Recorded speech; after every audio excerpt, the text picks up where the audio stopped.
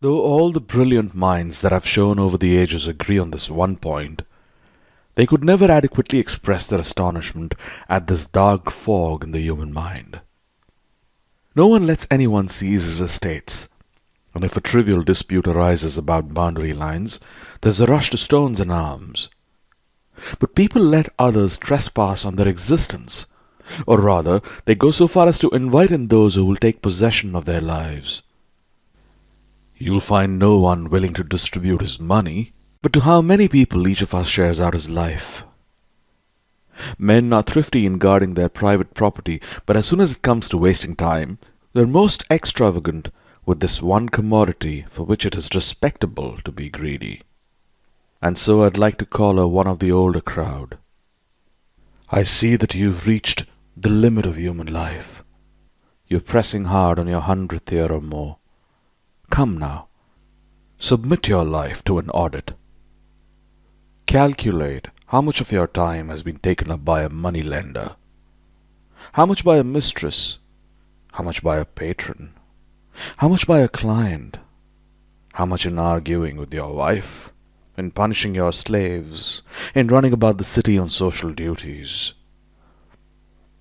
Add to your calculations the illness we've inflicted on ourselves, and also the time that has lain idle. You'll see that you have fewer years than you count.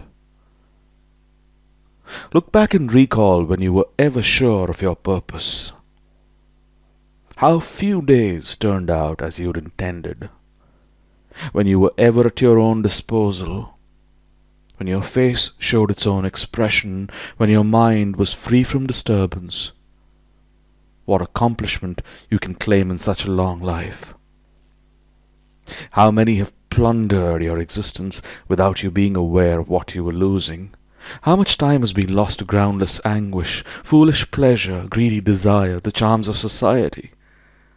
How little is left to you from your own store of time? Come to realize that you're dying before your time. What, then, is the reason for this? Your sort live as if you're going to live forever. Your own human frailty never enters your head. You don't keep an eye on how much time has passed already.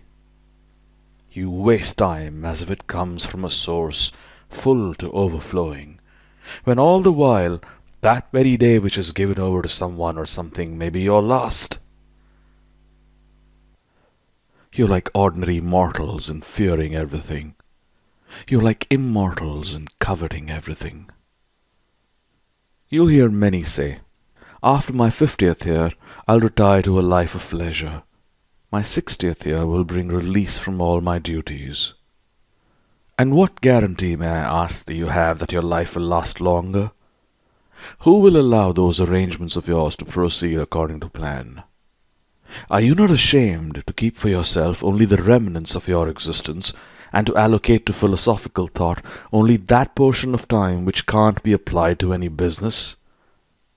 How late it is to begin living just when life must come to an end. What foolish obliviousness to our mortality to put off wise plans to our 50th and 60th year, and to want to begin life from a point that few have reached.